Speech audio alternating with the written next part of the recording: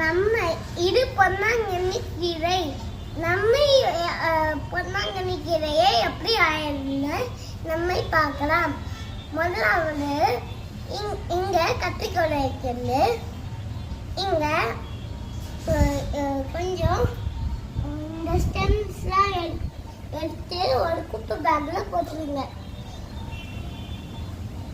இந்த மாதிரி நல்லா இருந்துச்சுன்னா அதை கிரீனா இருந்துச்சுன்னா இதுக்குள்ள போடுங்க. லைட் ஒத்தையாவும் இருந்துச்சா இல்லாட்டி இந்த 2 தவிர இருந்துச்சுன்னா அதை போட்டுருங்க.